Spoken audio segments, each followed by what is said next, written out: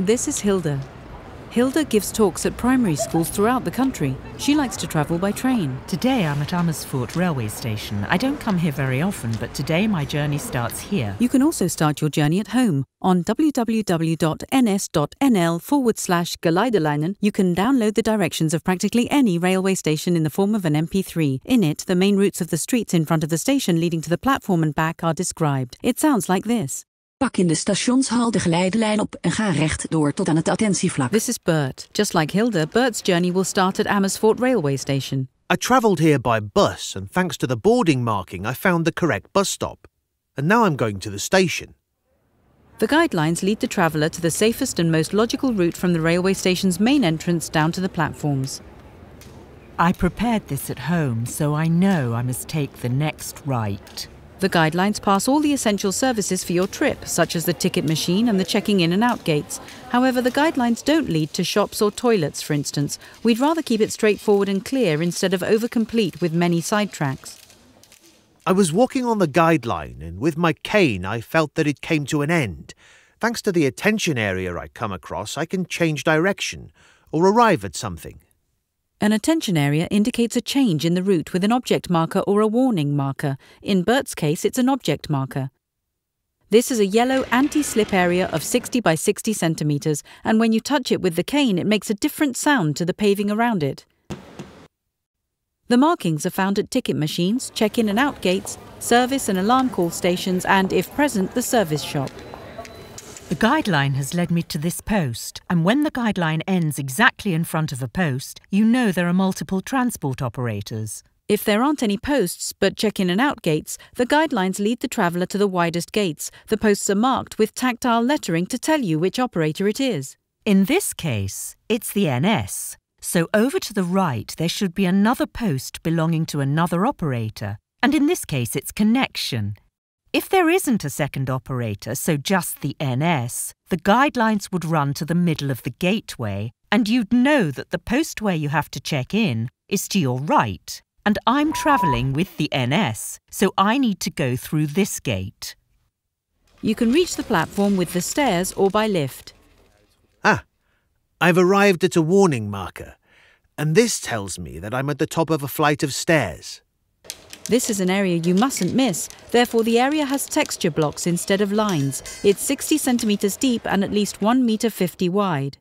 Well, I've come to the banister of the stairway leading down. To my left I feel L6. That means that platform 6 is on the left-hand side. I can also feel R7, which means that platform 7 is on the right. The arrow I'm feeling indicates which way I need to go. Just to the right of it, you'll find everything in Braille. And now I can continue my way down. The platform indicator is always on the same side of the flight of stairs, in line with the walking route. When going down the stairs, the guideline is to the right. When you're going up the stairs, it's on your left. The dot, the raised numbers and the signs in Braille at the bottom of the banister indicate at which platforms you've arrived. Of course, you can also take the lift. An attention area allows you to feel the change of direction. So I know that I need to turn right towards the lift. And if all is right, I'm in the lift to platform 7 now. On a sign beside the lift door, additional information is provided in Braille and tactile lettering. At the dot, I can feel that I'm at level 1, and to get to the platform I need to go to level 0. That is a level down, and then I'll be at platform 6 and 7. Textured guidelines run along the length of the platform at 1.5 metres from the platform's edge. The platform's edge is highly visible thanks to the contrasting marking. In between there is an extra safety marking, a contrasting dotted line. About 10 metres before the end of the platform, the guidelines come to an end. In addition, the guidelines end in a textured block, serving as a warning that the platform is about to end.